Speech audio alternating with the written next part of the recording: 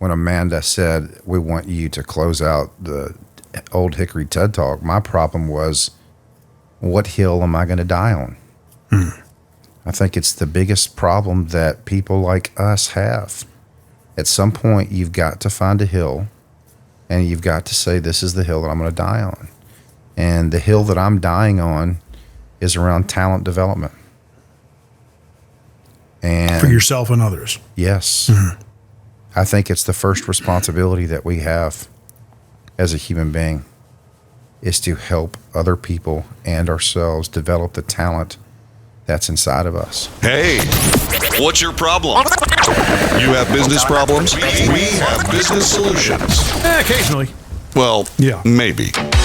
Life is a fight. In business, every day is a fight.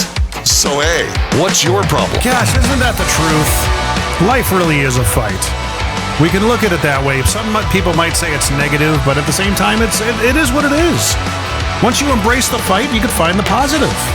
Every day you got to get up and fight for something. It's always something. It's the premise of this show. Thank you, John David Wells, for being the big voice guy of this podcast. Check him out at the Wells Report on Facebook.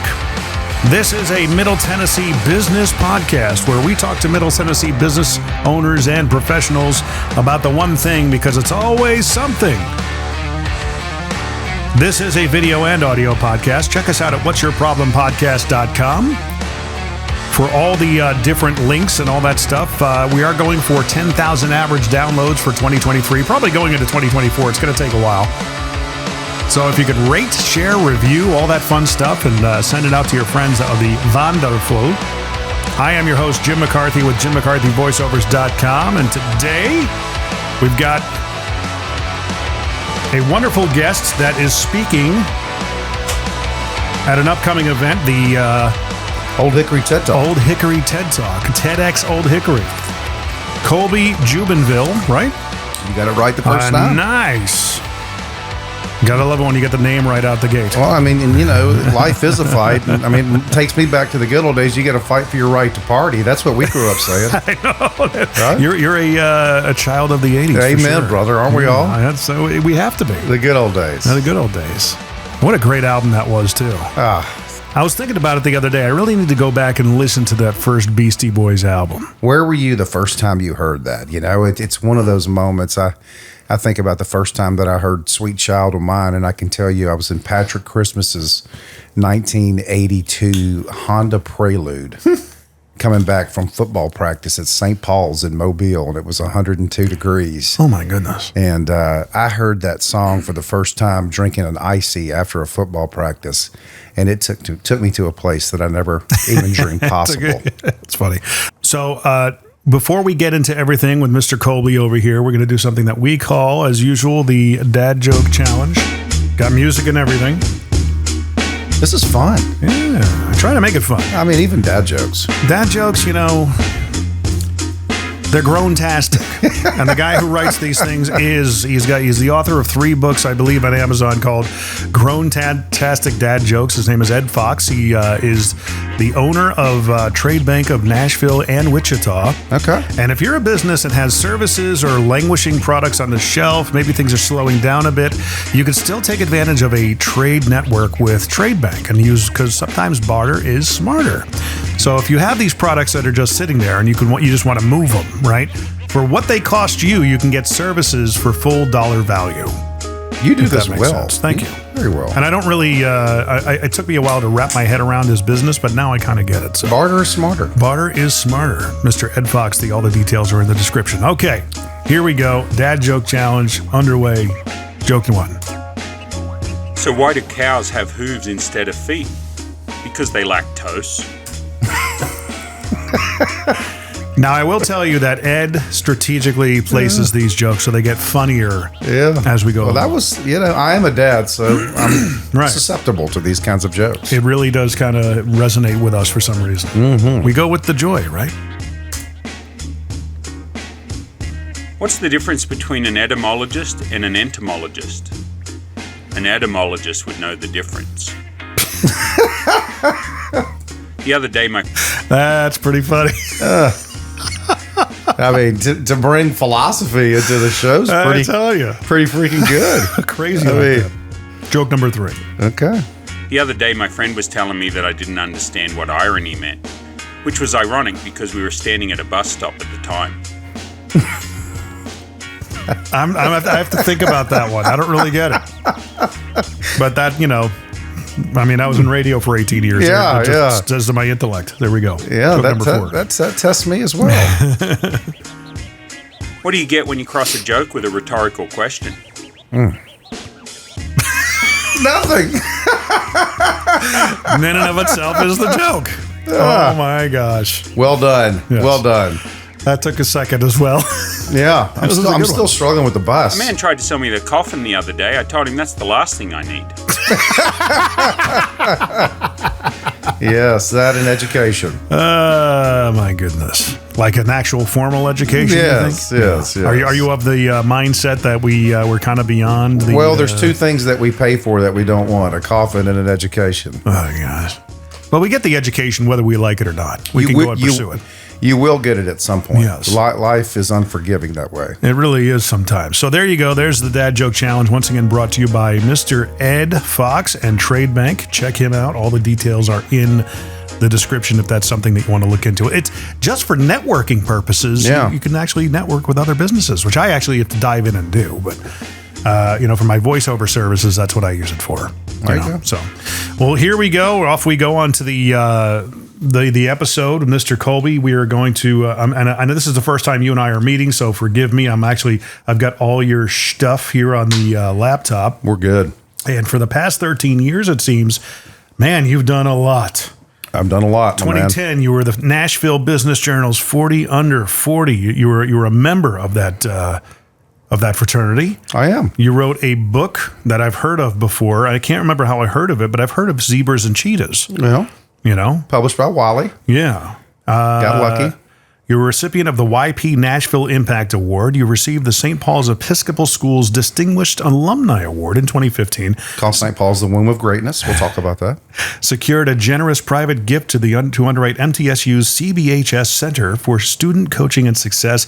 You've got awarded the distinction of Rising Star by NonprofitPro.com. You co-authored another book. My goodness. I mean... You got a lot in you. I'm a middle child. Right. That says everything, right? Insecure, right? My older brother did it first. My younger brother did it better. Need for achievement. You're not born with it. You're taught it. Tell me about everything, though, leading up to 2010, though. What, Yeah. We'll have to go further back than 2010, but I was born in Mobile, Alabama. I like that town. Mobile's great. I call it the womb of greatness. I had the opportunity to go to St. Paul's. Both my parents were teachers there. And I was born to 2 educators that taught me the way you take on the world is to become an educator and marry an educator and educate other people. Right. And that works until you want things like lifestyle and freedom. And margin. And lifestyle's not the car you drive. Sounds like radio. Lifestyle's not the car you drive. It's not the house you have. I think lifestyle is getting paid for your value, not your time. Right. And freedom's doing it with people you want to do it with. That is very true. Boom. And I learned from an early age, Mobile, I don't know if you know this, is the birthplace of... Close Encounters, the movie. That is true.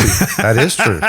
Of Mardi Gras as well. Really? And I learned from an early age that you could either stand on the sidewalk and watch the parade, or you could get in and make the parade. And so I decided early on that I wanted to get in the parade. If I look back on my life, the people that had the greatest impact on me were coaches at St. Paul's. And those coaches did 3 things for me. They made me have conversations I didn't want to have, maybe do things I didn't think I could do to become something I didn't think I could become. And I found my voice early in life. Voice is the intersection of talent and passion and conscience and need in the world. And I wanted to coach and teach on an ever-increasing stage. So it's nice that you had mentors in your life early on. Coaches. Yeah. Those coaches pulled out the potential inside of me. Expectation theory says that human beings will live right up to the expectations that you set for them. And the expectations were made clear about what I was going to do. I remember back at St. Paul's, one of my favorite stories is, I call this play number 1. And I think this is where the day that I found my voice. Meg J in that TED Talk, Why 30 is Not the New 20, she says that 80% of life's defining moments happen before age 35. Well, if you're not looking for them, you're not going to find them. She also says that the 20s are the developmental sweet spot of our life. See, I have a different theory on that. 20 to 40 is actually some of the most miserable time of people's lives. And I'm not saying that to be you know, flippant. funny. Yeah. Flippant. It's the truth. And the reason why, and it's part of a book series that came out in the late 80s, and there was a qualifier, the successor to it came out in the late 90s. It's called Generations. And the next book was called The Fourth Turning, and it talks about culture and how it shifts. Now, those books birthed the idea of what I talk about all the time called pendulum, where we go from a we cycle to a me cycle. But if you look at the course of a human life, average lifespan, 76 years, maybe 72 for a guy. But it's about 80 years that every 80 years we go through something pretty big and calamitous. This is actually the year we're overdue. But in a human life, that season from 20 to 40 is tumultuous. 40 is when we kind of figure it out, in my opinion. Well, here's my experience. Yeah. In our 20s, they teach us to get in the game. They don't say what game to get into. They just say, Jim, get in the game. Figure it out. In our 30s, we move up in the game. Yeah. In our 40s, we try to stay in the game because those 30-year-olds are so damn good. Technology start to pass us by. And my experience says at 50, we finally say to ourselves, what is it that I really want? It took me 50 years to get here. It takes most people.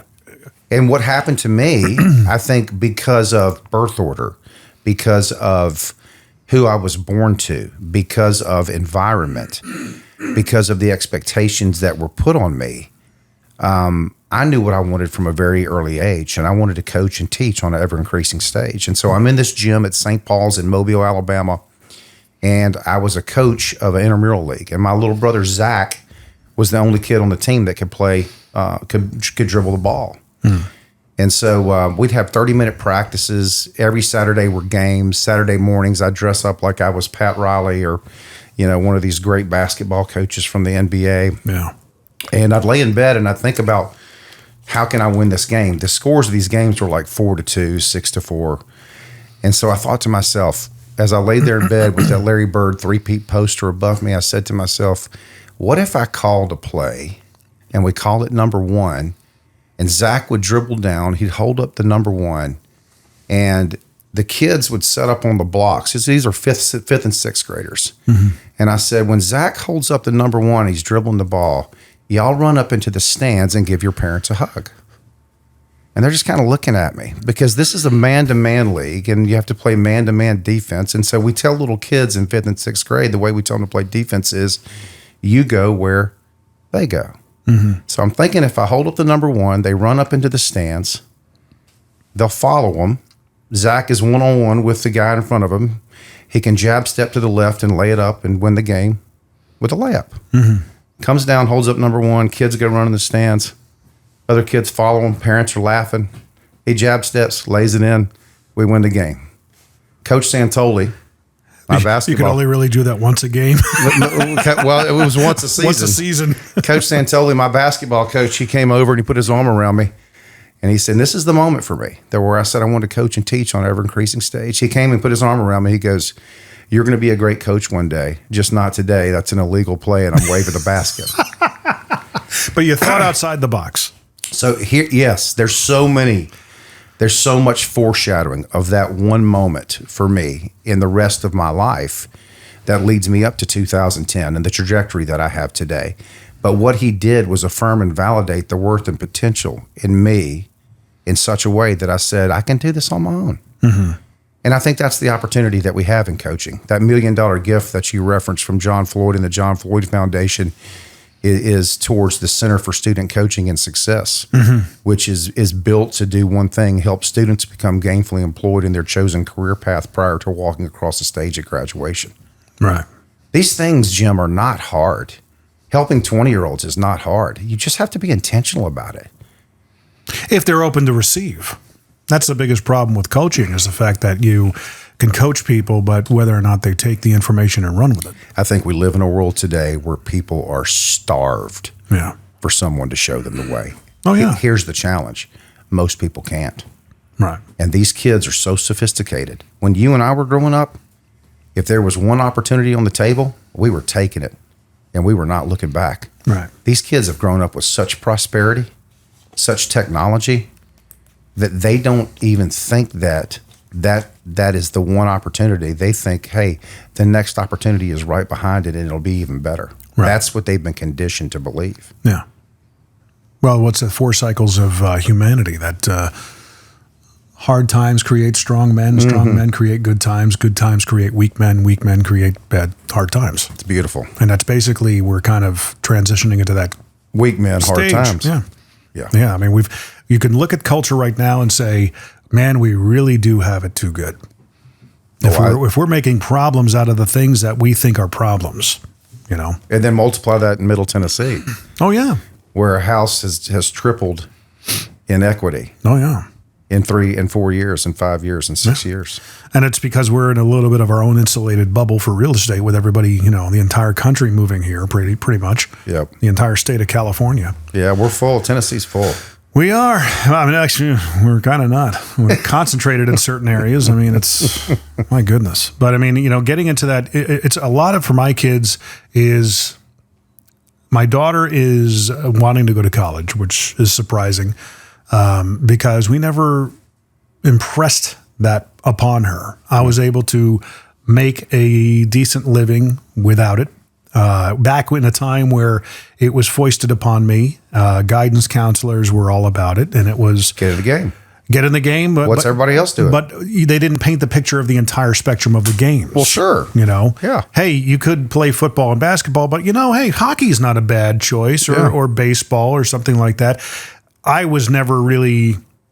If you went to a trade school, you were considered a loser. Yeah. It was almost pretty much said that way. If you don't go to college, you're going to lose your edge. You're going to be a loser and have to work with your hands for the rest of your life. Look who owns all of the boxes at Nissan Stadium. Yeah. It's all the people that have trades and own trades.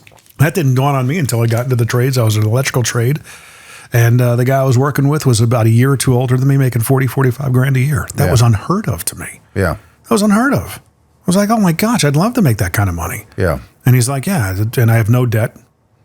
It's all upside for me. Yep. You know, that has to happen more. And I appreciate guys like Mike Rowe that are kind of leading that charge. Well, I think the larger narrative is that there's different pathways to success. Yeah. And I think that parents have to do.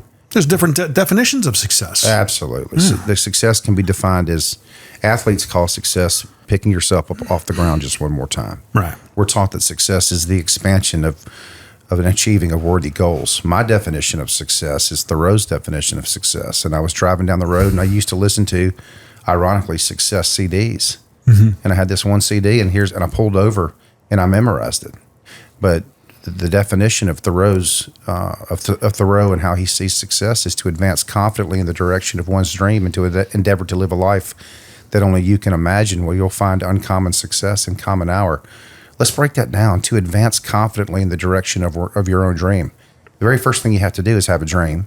The second thing you have to do is learn how to advance confidently and believe in it. And believe in it. But interestingly, what I think confidence is today is not just belief, because if you ask people what they believe, past family, past God, past guns, past country, they can't tell you. But confidence to me is asking for help, building trusting relationships, trying new things, and being open to feedback. That's what confident people have the ability to do. They're also comfortable being vulnerable. Vulnerability fuels connection. Mm-hmm. So my definition that I use when I look at working with companies and working with individuals is advance confidently in the direction of your own dream to endeavor to live a life that only you can imagine, where you will find uncommon success in common hour. You talked about this pivotal moment in 2010. It's exactly when I started to say, I want to continue to advance confidently in the direction of my own dream. In 1998, I started a football team with no phones, computers, players, uniforms. We ended up ranked that year. And the next year, after 22 hours a day, I retired from coaching college football. I said to myself, as I was finishing a PhD at Southern Miss, when these two guys said I wasn't smart enough to do it at 28, I'm going to go start a college football team. Yeah. I'm going to advance confidently in the direction of my own dream. I want to coach and teach on an ever increasing stage. And that was your North Star. Every day. That was your mantra. And then about 2 years ago, I was speaking at a company called Groove Life. Yeah, right down here. Right down here in beautiful Spring Hill High School. Have you toured the facility? I've never been to Spring Hill High School. The high school is from the 1990s, and they have a production facility in the high school. And so you walk in, and it's like being in high school in 1990. Really? So I'm back in the year that I graduated from high school. I'm getting this tour. I go and I speak there for a couple of times for Groove Life.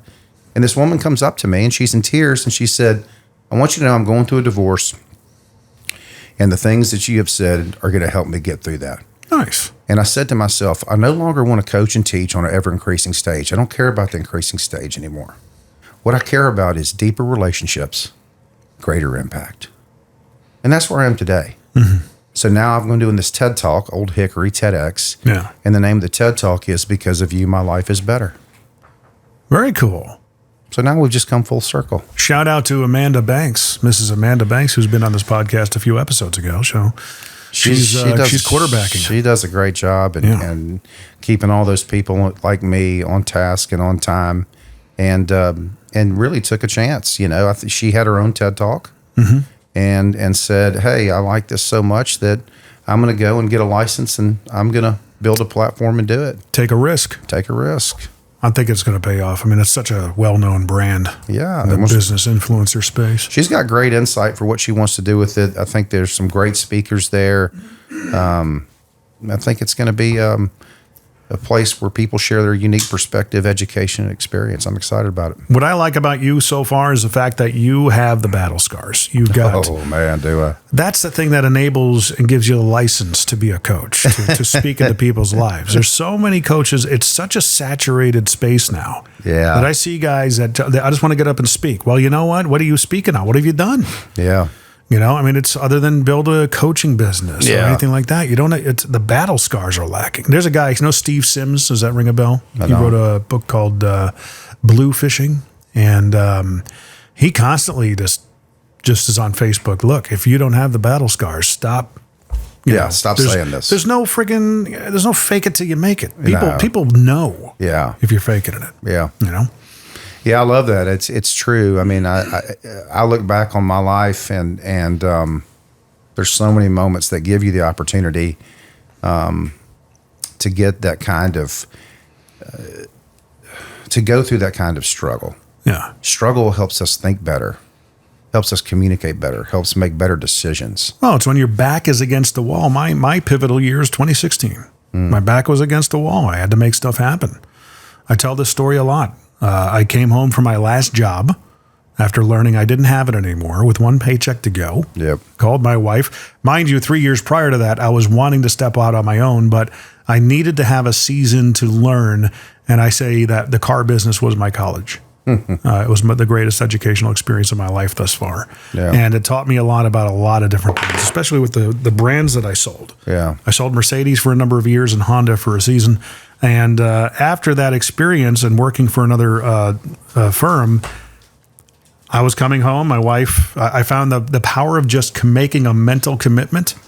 Well, don't you want to look for another job? No. Yeah. If I'm going to look for another job, I'm planning to fail. It's time. Yeah. What we're doing. What about Disney World? We're scheduled to go to Disney World that May. Yeah. First big trip we've ever had as a family. Yeah. Right. We barely had the money to do it. And we're going. How are we going? I don't know. Yeah. I don't have that answer for you right now, but I promise you we're going. That trip ended up being a 2-week trip in Florida for the whole family. Yep. And it was a business write-off. Yeah. I love it. Yeah. I'm with you on that. It's just like on the other side of that perceived risk, man, there could be such a reward. On the other side of conflict is greater intimacy. On the other side of conflict is greater opportunity. Nice. What most people don't do is step into the conflict. I finished up at Belhaven where I started that football team. I walked into Norma Joseph, who ultimately hired me and gave me a chance when nobody else would. 400 other resumes sitting on his desk. I called him and I said, Coach Joseph, my name's Colby Jubenville, and I'm going to call you every day until you call me back. 40 days later, he calls me back. I don't know who you are. Meet me at the Hattiesburg, at Waffle House in Hattiesburg, Mississippi. Tell me why you think you can coach with me. Mm-hmm. I get there. I don't even remember what I said. He ordered like a double-covered, chunked, diced hamburger. Ordered a water. Mm-hmm. Now, you can imagine interviewing for your first job. Multiply that by being in a Waffle House and interviewing in a Waffle House. Okay? So we get done. He says two things. Number one, I don't think you know a whole lot about coaching football, college football. And I said, well, yes, sir. I coached at Petal High School. I coached the freshmen the year before that. I got a lot to learn. He said, but number two, I think you can help us go out and recruit the right people and win championships. And I said, Coach, if you give me the shot, I will go out and find the right people. They will stay for 4 years. They will be all conference, and we will win championships. Mm-hmm. I lived in a condemned dorm. I lived out of my car. He couldn't pay me for 6 months. And in 2 years, I learned more about myself and how to build organizations from the ground up. I learned that innovation means you go first to what you want to become. I learned that social change means while the disappointments are great and the frustrations are many, there's no greater feeling in the world than when somebody looks at you and says, because of you, my life is better. Right. These are the things that I learned along the way that ultimately set the trajectory for the rest of my life. And that happened starting a college football team in 1998 in Jackson, Mississippi at Belhaven College. Now, do you think your life would have been different if you didn't have people that were coaching into your life from an early age? 100%. Yeah. That's the big difference maker. So if you could be that for other people, as many as possible, like you're talking about, that's, I think, the missing component of most people's lives. I think we're in a coaching revolution. And the coaching revolution says you either are a coach, you have a coach, or you don't want to be coached. And if you don't want to be coached, you're going to be left alone. Right. Coaching is specialized knowledge. Coaching, we all reach the ceiling of complexity. We all get to this place in life. It's called the Peter Principle. We all get to this place in life where we can't see through it. We all reach our ceiling, a place in life where we have our own incompetence. It's not that we reach our potential in business careers. It's we reach this level of incompetence. And I believe the only way you can see through that is by getting someone with specialized knowledge that can help you coach your way through it. Don't go and do that, Jim. It'll cost you 3 years of your life. We don't teach people that. No. What we teach people is, hey, Jim, go do it all on your own. And what we learn is you can help 1,000, but you can't carry 3 on your back. Right.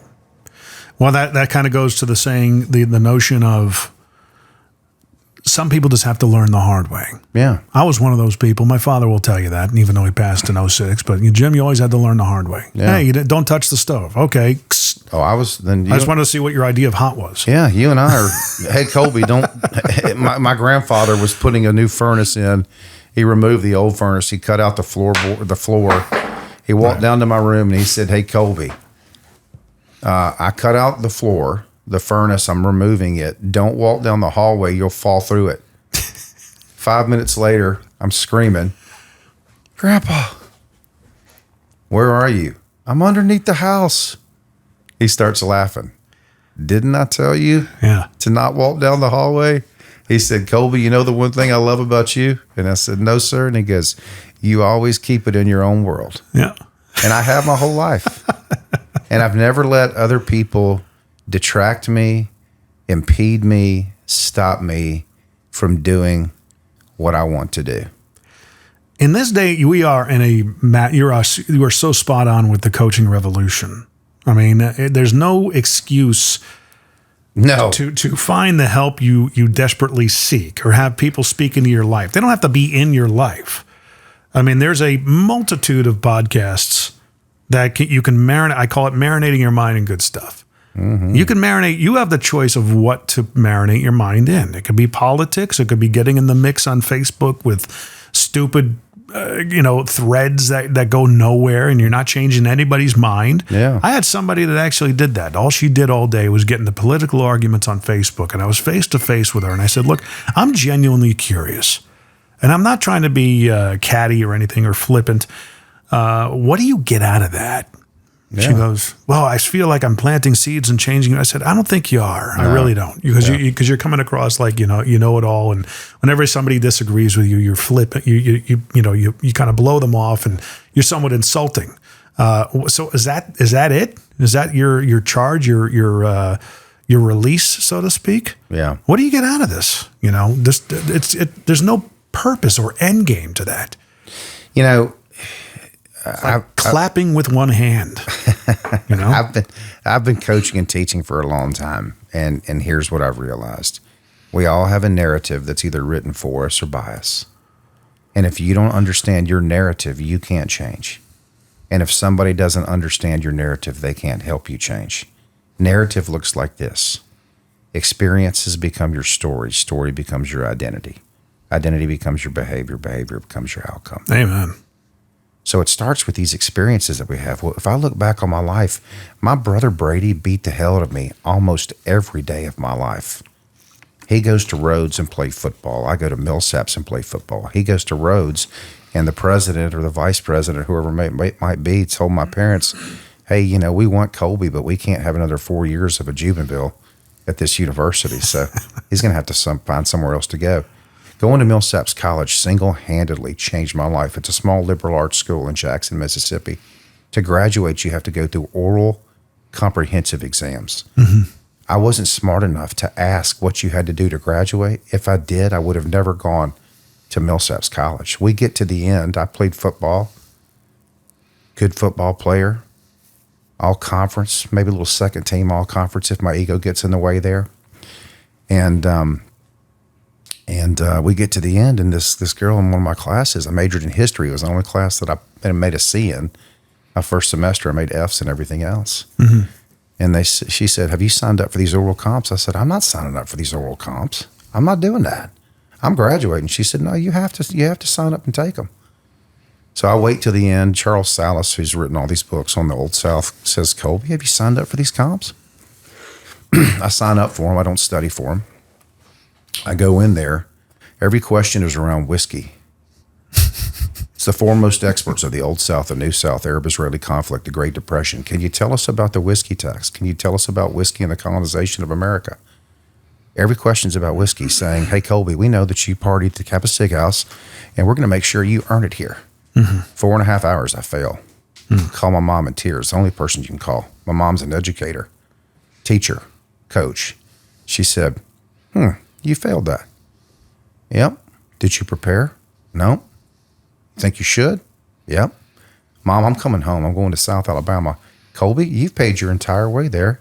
You need to go find the one professor that believes in you, and you need to convince them that you're going to prepare yourself and you're going to follow through this exercise, this rite of passage. So I go to this one professor and I say, I really want to do this. How can I do it? Colby, you have all the confidence in the world on the football field, but you have none in the classroom. I'm going to give you the question and the answer. So I'm thinking to myself, this guy's setting me up. So I go in and prepare all summer while all the rest of my friends are partying, doing whatever they do. Next stage of life. I'm in the Kappa Sig House worried about my future. Come back, go through it, struggle, get to the end. It's Robert McIlvain. Mm-hmm. You type into the internet, he's written, let's just call it 30 books on the Great Depression. Mm-hmm. He says, we're so impressed that you came here and we're prepared today. I'm going to ask you this one last question. If you answer it, I will pass you. My whole life sum up in one question. It all comes down to this. It all comes down to this. Here's the question. Yeah. This unlocks something for me. This is exactly what you're talking about with the scars, the battle scars. Tell me how the Wizard of Oz and the Great Depression are similar. I'm 21 years old. I've really never read a book cover to cover except for maybe A Time to Kill. And I say to him, I think California is the yellow brick road. He cocks his head, smiles, and he said, I like that. Tell me more. He unlocked something inside of me, Jim, where I was able to take things over here that sat in a different environment, understood how they worked, and applied them to this environment over here. It's one of the skill sets of an entrepreneur to see patterns in one environment and how those patterns work in other environments. Tony Robbins talks about that all the time, patterns. Oh, I just wrote an article for Forbes on patterns. I had Jason Pfeiffer on the show, Entrepreneur Magazine, CEO, founder, editor. And he had reminded me of that. And he said, all human beings are born with the ability to pattern match. It's innately in who we are as people. And if you look at all the different ways, communication patterns, problem-solving patterns, relationship patterns, Cultural historical patterns. He said, what entrepreneurs, this is what got interesting to me, is entrepreneurs not only pattern match, but then they pattern stack. They take one pattern, stack it on another, and stack it on another that creates greater and greater value for the people that they serve, while at the same time requires less and less work and effort. Pattern matching, pattern stacking. I think you probably need to read the book Pendulum. I think, well, here's what I will tell you. I'm going to go home and I'm going to type into our good friend Google. I'm going to type in, let me tell you, I'm actually going to do two things. I'm going to type in Pendulum Book PDF Book Summary. Right. And then I'm going to go to Chat GPT and I'm going to say, tell me the 3 most important pieces of the book Pendulum. And then I'm going to memorize them and I'm going to use them in conversations with other people. That's right. This isn't hard, Jim. No, I mean, it's a book I've listened to. It's a good listen for me because the author of the book wrote a trilogy of books back in the late 90s called The Wizard of Ads. And they've got a school down in Austin. It's a nonprofit called the Wizard Academy. Everything's wizard. And he made his name by being the Wizard of Ads. He just had a very cerebral way about writing ads for radio, TV, mass media, and has been very successful at it throughout his career. Amazing concepts down there. I mean, it's anybody goes to the school down there, you're in for one hell of a treat. Never heard of it. Yeah, down in Austin, right up overlooking the hills, the Badlands. Of course, it's in Austin. Yeah, and he's got what they call Chapel Dulcinea. He's a big not Fiddler on the Roof, but what's the book? Don Quixote. Look at you going all liberal arts on me. No, but that's the whole place is modeled off that story. Yeah. Chapel Dulcinea is a free wedding chapel that people can come to use and get married, take beautiful pictures, all for free. And they get a taste of the actual property because you got to go onto the property. Thing is booked out like 2 years. I'm gonna get my kids there. It's crazy. Go and line them up now. Yeah. So he was a co-author of the book because at one point in time, the patterns that they were used to of writing ads and marketing for radio, television, everything that they literally said the year before did not work the year after. Interesting. And it was like, what in the world happened? He says, I made a whole career and a life out of trying to figure out what makes people tick. What is making them tick now? So they read Generations, which is basically studies the systolic and diastolic patterns, the tides, if you will, of humanity and culture, and how we go in 20-year phases, but they're all 80-year patterns. And it's crazy. He takes the book and goes back 3,000 years and identifies the cultural literature, the music, historical attitudes, things of that nature. And right now we're at we're every 80 years, I say in every podcast episode, we go through something tumultuous, and it's time now. We're all feeling it. We're all at odds with each other. So that's the pattern to identify. We're going through 1943 all over again. Was COVID not that moment? No, it's got to be bigger than that, where it's big enough to make us realize, okay, we gotta come together. We can't keep looking back at over our shoulders for somebody to blame. 20 years ago when we started the upswing into this we trend that we're in right now, the tipping points of the pendulum are the most harmonious. Yeah. But the we is the darkest part of it. We're still going through it. We got another 5 years of it. You turn on the news, you watch any broadcast, they say these are the two things. They say this is what you should be afraid of. Right.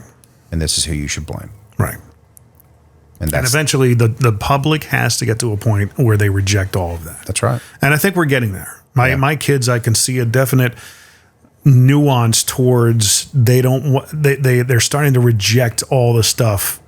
I'm like, I'm seeing that in them. Like, you guys don't know it's there, but I'm seeing it. In your 20s, you're probably going to be even more fervent about it. Yeah. But it's the next generation that pulls that pendulum back down and says, no, I mean, it happened, in the 40s. The reason why we won World War II is because the younger generation had a reverence for the older generation. Okay.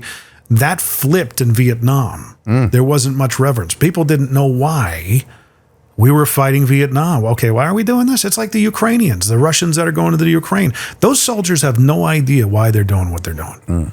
All they know is that Putin wants them to do it. Yeah. And they're like, well, do you remember why we're doing this? Because I don't. Yeah. The Ukrainian, and I don't know really deeply about that conflict, but that's how it seems to me. They're in a conflict right now. They don't know why. World War II, it got to the point where, if you watch Band of Brothers. Oh, I've watched it twice. Yeah. You're there. Every episode started out with a testimonial from one of the guys who was actually in the war. Incredible. All the stories were based in the series were based off of these guys' stories. I'm crying every episode almost. Oh my gosh, right? But one of the guys said, here I am, I'm firing at some fella across this battlefield, and he might actually like the stuff I like. Yeah. He might like to go hunting and fishing. And why am I trying to kill him? I might have a lot more in common with that guy than I do some of my own brothers here. Yeah. And it's like, that's the point we need to get to. Yeah. Empathy is what's important right now. Yeah. We don't need any more songs that are out there that divide people. We need someone to come together and say, look, guys. And those are the voices in the wilderness that shape the next shifting into the downswing. Yeah. The voices of the wilderness are people like Gary Vaynerchuk, in my opinion, because he's been speaking about empathy for the past 2 years. Yeah. Empathy is the new currency. Absolutely. Mark my words. If you can articulate your opponent's thoughts and what they think better than they can, your antagonist's thoughts and emotions better than they can, that's where you're going to win. Chip Dodd says it this way: I know you because I know me. Yeah. And good things happen to people that are known. Yeah. People that are known tell the truth, feel their feelings, give it up to what could be. And they're vulnerable. It's the hardest part. Give it up to what could be. The biggest, the joke in all of this is the fact that we go through 4 phases of I'm okay, you're okay. Okay, if you remember that book from the 60s, 70s. Well, I'm a codependent, so.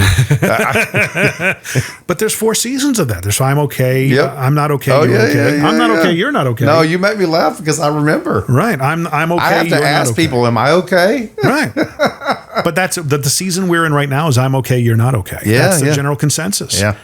To admit that you can see somebody else's viewpoint and articulate it better than they can, indicates that you might, in fact, not be okay. What does Brene Brown say? And I mean, to me, the greatest teaching tool where I start all my coaching programs is the power of vulnerability. Mm-hmm. She says that we're the most overweight, in-debt, medicated, addicted cohort in the history of mankind because we fall out of connection. And it's such a powerful idea. Yeah. And she said it's no longer, we live in a world now where there's no mystery of faith. We live in a world now where I'm right, you're wrong. Yeah. That's the season right now. Yes. It will change. Yeah. It will change. So I always bring it up for a message of hope because a lot of people feel like this is a world far gone. I don't think we are. We have seen this before. There's nothing new under the sun. No, what I see when I'm out on stage and I'm speaking or I'm in a classroom, here's what I see. People trying to make sense of their own life. Right. We all are. As I'm having this conversation with you, you've got stuff going on in your life, and you're asking yourself as we're having this conversation, how can I make sense of it? Yeah. I gave Jack, my son, who is my pride and joy. How many kids do you have? Got 2. Jack and then my name's Colby Burke, even though my football coach in college called me Corey. That's a different story. But I'm Colby Burke, and my daughter's Mary Burke, and I call her MB. My favorite story about MB is I just went down to the beach. We always take a week and go to the beach together and just reconnect. But I used to tuck her in every night. Little girl, 5 years old, 4 years old. She'd wear that same Disney nightgown every night that I bought her. And I don't know where I got this, but I'd tuck her in. She'd have her hair brushed wet after she took her shower, standing there waiting by that bed, man, waiting for me every night. And I tuck her in, I kiss her on her forehead, and I pull the covers up tight over her chin and right up to her chin. I'd say, how did a guy like me get a girl like you? I must be the luckiest guy in the world. And she'd just stare at me, man. And you could just tell that she just loved it. Mm-hmm. And finally one day, probably 2 years, of me saying that to her, kissing her on her forehead, getting up, walking away. And she said something to the effect of, I don't know, Daddy, but you are the luckiest guy in the world. And I love that story. I love that story for this reason, is you just don't know the kind of impact that your relationship has on the children that you bring into this world. Yeah. And truly, I haven't got it right. In fact, I've got a lot of scars to prove it. But tucking those kids in, making sure that they know that they are loved is such an important part to giving them the fuel to step out there and take the risk. It reminds me of, she's a dancer now. She's at MTSU and she's on the dance team, and she's probably like 7 or 8. I said, MB, I call her MB. I said, there's like 500 people in this audience. Are you scared when you get on that stage? And she said, no, Dad, I was born to do this. And She just knew. I think to myself, did I do that? I think ultimately, you talked about earlier about identity. Yeah. And that's what we, purpose and identity is really what feeds us throughout our lives. No doubt. And we have to accept the fact that may change. My initial identity started with radio controlled cars when I was 9, 10, 11 years old. I would build them. My father and I sat on Memorial Day weekend during watching the Indy 500. It was a rainy Saturday. I'll never forget it. And we built one of the first radio controlled cars. It was an in-depth, you had to build the transmission, all the steering component, the frame, all that stuff. Yeah. Put the rubber on the actual rim, all that stuff. And he and I just spent the Saturday. I remember it clear as day. Yeah. One of the best memories I have of my dad and I, among many. And that was a season for me where I took that and carried the flag and built my own and got better with tools in my hands. But it wasn't until, because my brother always had the identity, and I always kind of lived in his shadow. I don't know if he likes me saying that, but that's the reality. Yeah, me too. I did too, man. He had all the things going for him. He had a lot of good friends. He always had girlfriends. Yeah.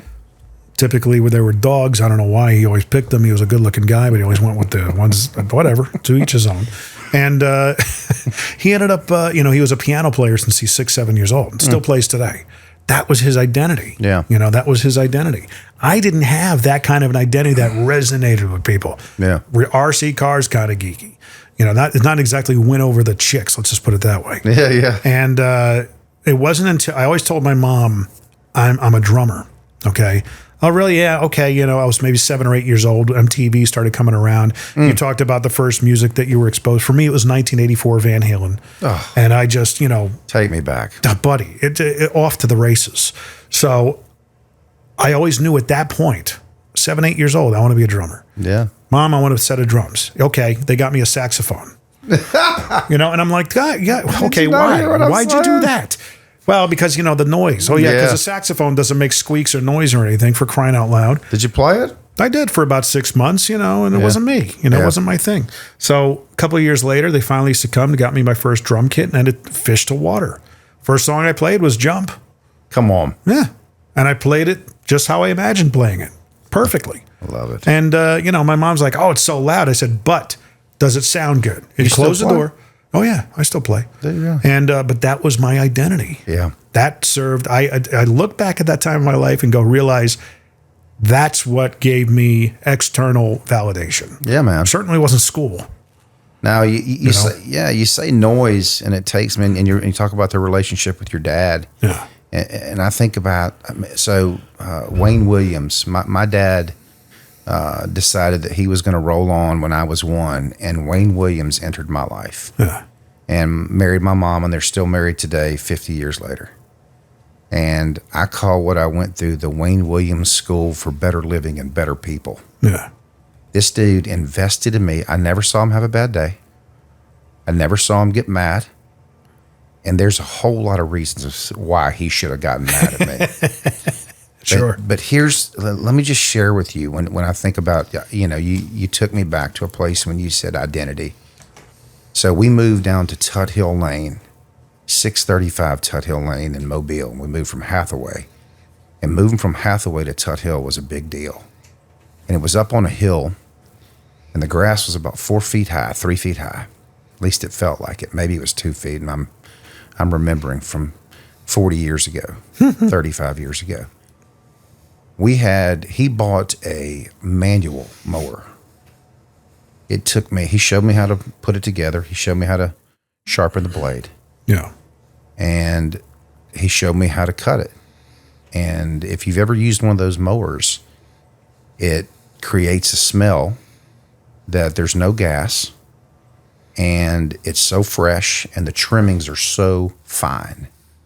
It took me 6 hours to cut that grass. Mm-hmm.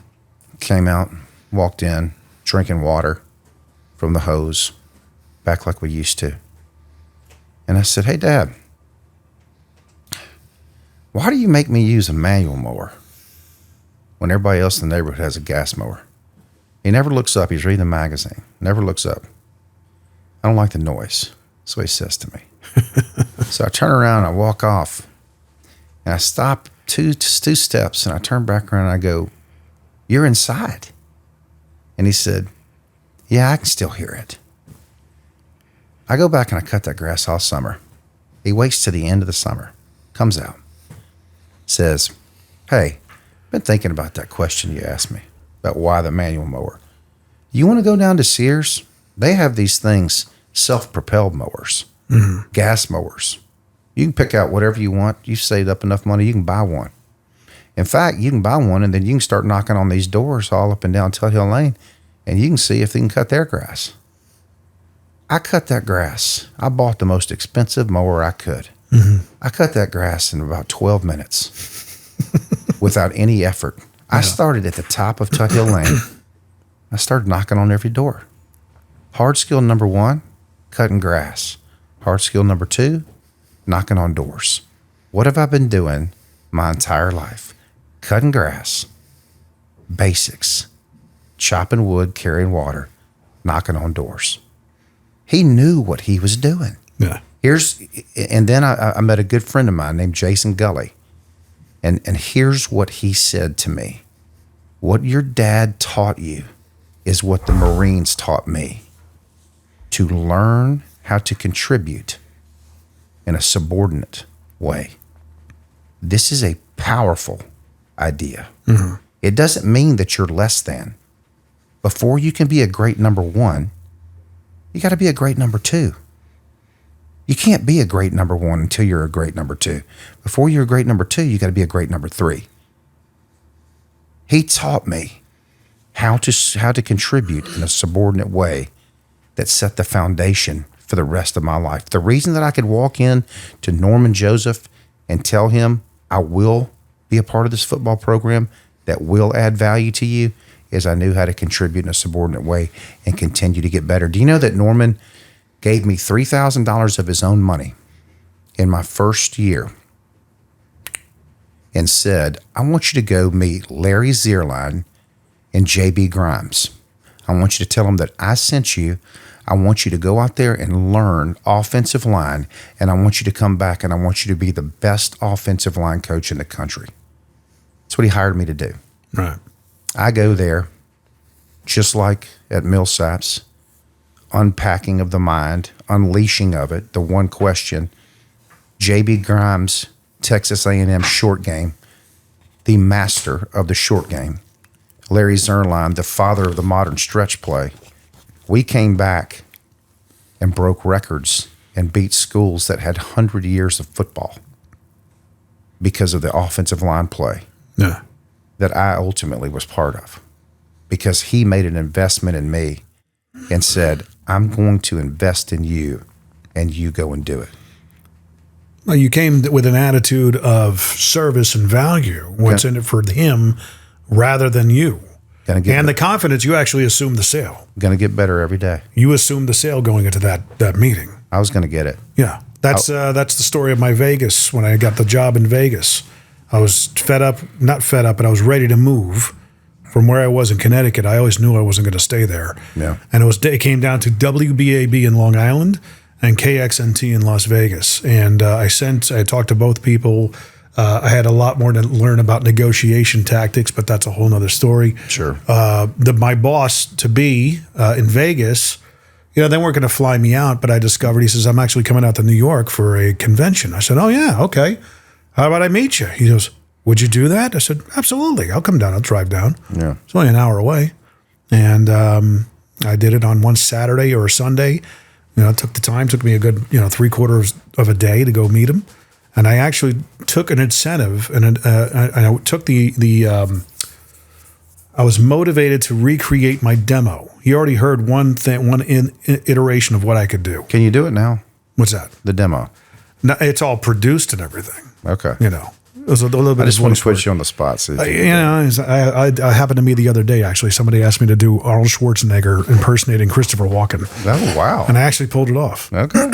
So that's on another podcast you can listen to, the Ales and Tales podcast. Check it out. Cheap plug. So I go down there, and I actually brought a CD player with me with headphones. Love it. With the new demo. And I said, and I didn't tell him I was doing this, but we had breakfast, had lunch, whatever.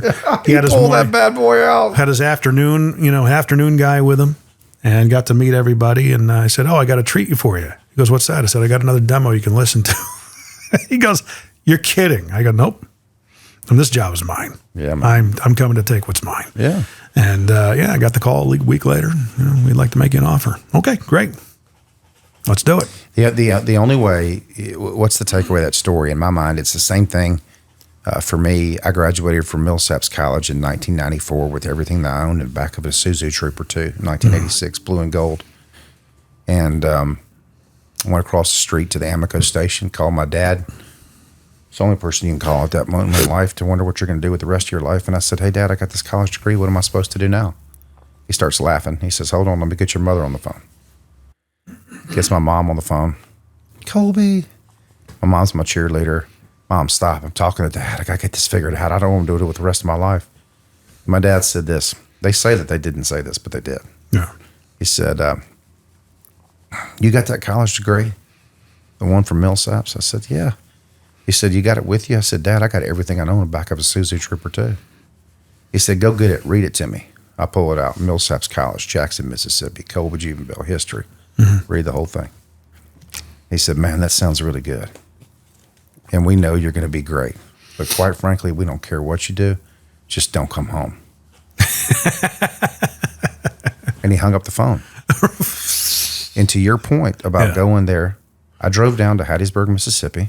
I'd walk through the double doors where ultimately I get a PhD. And I looked at the woman that gave me a chance when nobody else would. And I said, my name's Colby Jubenville, and I'm supposed to do this with my life. And she said, we sent you a scholarship to your P.O. box at Millsaps. I never got it. There was no email at that time. And I said, is it still available? And she said, this is the last week. I signed it, went across the street, called my dad, collect. And I said, hey, Dad. He said, yeah. I said, I got good news. He said, what's that? I said, I got a full scholarship to Southern Miss. He said, you see, son, I know you figured it out. Now go do it. Now, a couple things to take away. Yeah. Here's the first thing I think about at 50. Do I have the courage to do that with my son? Would I have the courage to do that?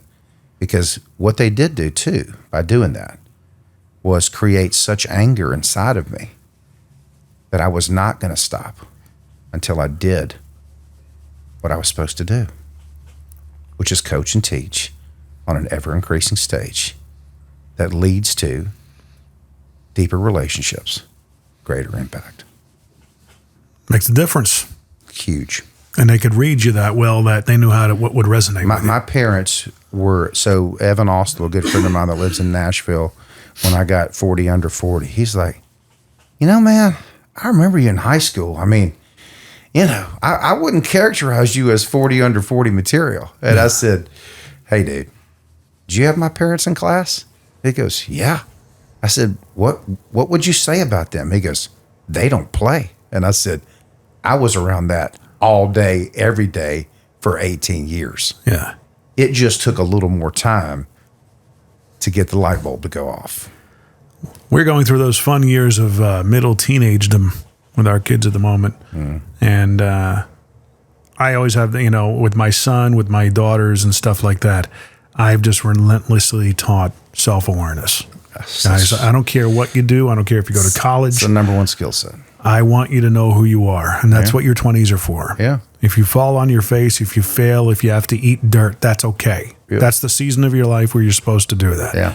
In your 30s, you should probably have some sort of an identity, a general direction in which you want to go. That's the foundation time. Your 40s is to double down and start, finding margin. 50s, what do you want to do next? That's all about self-awareness. That's all your dad did. Yeah. I said, I was told college would be the way. I had a self-esteem issue because I didn't graduate. Therefore, I thought the story I told myself I was a failure. Yep. It wasn't until I had a customer at Mercedes. She was easy to talk to. She and her husband bought 2 cars from me, and she had to bring hers back. She and I got along famously. But I went off on this tangent, just beating myself up. I said, everybody says by the time they're 40, at age 18, they could see their life at 40. Yeah. By now, I thought I'd have $500,000 in the bank and all this other stuff. Yeah. Nowhere near. Yeah. I said, we probably got a deficit at this point. I said, here I am in another failing industry, seemingly failing business. Yep. Radio is one of them. And, here I'm still in the same place. I said, I don't know what... I've got nothing to show for it all this time working monetarily. Yeah. She goes, you are so hard on yourself. Hit me in the gut. Yeah. She said, you are so hard on yourself. Well, okay, thank you. Why is that? Did your wife stay home? You said your wife stayed home with those kids. Mine? Mine. Oh. She was talking to me. Yeah. I said, yeah. She goes, you don't even realize that all your money went into investing in your kids. They had a mom that was at home. There was no daycare. Yeah. She was there to take care of them, to pick them up, go get them when they're sick. They know their mother. They know their parents. They know that they're loved. Yeah. And that you will be there for them. You got to acknowledge that. And I was like, thank you. Yeah. I needed to hear that. We always have these conversations with people that come in through our lives that we bookmark. We file away. Little things that they say. My father always said, put your pride in your pocket where you put your money. It's one of his sayings. And another thing he used to tell us as kids all the time was, I will never, ever be afraid to hug and kiss you kids or tell you I love you. Yeah. And then at the time we were kids, we're like, okay, Dad, you're our dad. That's what you do. Yeah. But it was because he said that because it wasn't shown to him. Yep. Okay. And that's one of the 2 biggest things I remember from him. Huge. And I tell my kids the same thing now. I'll never be afraid to hug and kiss you guys. Amen, man. And show you affection and tell you I love you. My son tells me he loves me all the time. He has no problems, no qualms about expressing his emotions towards me. No, that's awesome. Yeah. That's awesome. Now, one of the podcasts I produce, you ever hear of Stronger Than My Father, Marcus Manise? Yeah. He and I are like brothers from a different mother. I mean, it is scary how parallel our lives have been. Yeah. The only difference is that his father wasn't an affectionate guy. We kind of go back and forth on that. Fatherhood and showing affection to your kids. He's like, even with my wife, I don't show affection. I'm like, buddy, that's so important. He said we need touch. No doubt, man. But with that being said, let's... What's your problem? Colby, what's your problem? It's always something. There's always, as together as you seem to have it, there's always something that's imperfect, right? Yeah. So what's going on in your life these days? So right now I'm working really hard not to cough into your microphone. So I went and got tested for COVID like a week ago and thought that I had it, but I've got an upper respiratory infection. All great businesses start with solving a problem. Yeah. And I think leaders and managers get paid to solve problems and make decisions, and they get judged on results. My problem was all the way up until when Amanda said, we want you to close out the Old Hickory TED Talk. My problem was, what hill am I going to die on? I think it's the biggest problem that people like us have. At some point, you've got to find a hill, and you've got to say, this is the hill that I'm going to die on. And the hill that I'm dying on is around talent development. And for yourself and others. Yes. I think it's the first responsibility that we have as a human being is to help other people and ourselves develop the talent that's inside of us. It's so maddening. It is. It is. Because you could, it's like, oh my gosh, I could see it clear as day. Why can't you? Yep. That's the biggest challenge I see with people. And so I've worked really hard to build a elegant and simple blocking and tackling process to help people really do three things. Understand how they create value, how to develop identity capital, and how to develop their talent. And I'm going to spend the last 25 years of my life doing that. And you've got a virtual course coming out regarding that, right? I do. So part of the talent development framework, I think there's 5 key pieces. You know, you mentioned self-awareness. I think self-awareness is the gateway into emotional intelligence. Yeah. I think emotional intelligence is the number one predictor of performance in the workplace. It can be taught and learned. Those that have it perform at a higher level than those that don't. Right. People all the time talk about the talent development pipeline, but they can't tell you what it is. What is talent? How do we develop talent? I think talent starts with first narrative-based coaching. We've talked about that. I think the second core piece of talent development is pattern matching, pattern stacking. 3, emotional intelligence. 4, personal branding, which is what my book is about. Yeah. And then 5, how to build personal relationships. We say all the time, the key to this business is personal relationships, but yet we don't teach people how to build relationships intentionally. So those are the 5 key pieces that I'm going to focus on in building an agency around talent development for the next 25 years. Very cool. That sounds interesting. We should talk about that offline more. I'd love that. I actually came up with the term personal branding in 2012. Yeah? Yeah, I own it. Well, then I'm ready to rent it. Why would you own your house and rent your paint, right? That's the old Leco commercial. Man, yeah, that's a poor me statement I just put out there. Nah, I came up with it. But now it's part of a regular part of our vernacular. I mean, it's like, what's his name invented the internet, right? Al Gore. I also have this idea where we could transmit documents over phone lines. See, don't stop making me laugh because it sounds like I've smoked 7,000 cigarettes. I have a gift for making people laugh, typically. You've got a beautiful story and don't we all though? I mean, sure. Especially when there's self-realization. I do think we do. And I think that the more that we can teach people to own it and tell it, came across, I don't know how I came up with this concept, but Hemingway wrote the shortest story in the history of mankind. For sale baby shoes never worn. And I said to myself, what if we could teach people how to communicate in short, simple, powerful, emotionally compelling ways, like for sale baby shoes never worn. So I'm out speaking. This guy, Jim Hensel, he hears me. And afterwards he comes up, he goes, you know, Jubenville, you're a lot like Waffle House. He said, you serve it up in a way people can get it. And that stood with me. So sometimes you have to be looking for other people to tell you what talent you got, when sometimes you can't see it for yourself. So I spend a lot of my time now thinking about what is the way that we can, in fact, I went to Waffle House this morning. How can we serve it up in a way that people can get it? Such a powerful idea. That's the skill of any entrepreneur. Reduce it to the ridiculous. Yeah. Reduce it to the ridiculous. It is. Love it. And that's what helped me in the car business. It's a concept I learned about when selling second money items. Yeah. You know, people wouldn't want to buy extended warranty. I would reduce it to the ridiculous. So you're talking about do you buy Starbucks every day? Well, yeah. I said, well, that's about, your peace of mind in your vehicle is going to cost you about that Starbucks. Absolutely. Oh, now I can see it. Well, you could catch me coming a mile away because I love buying warranties. Yeah. I love to get on the phone and get those warranties. The extended warranties? Oh, man, I love them. We're trying to locate you for your extended warranty. Yes.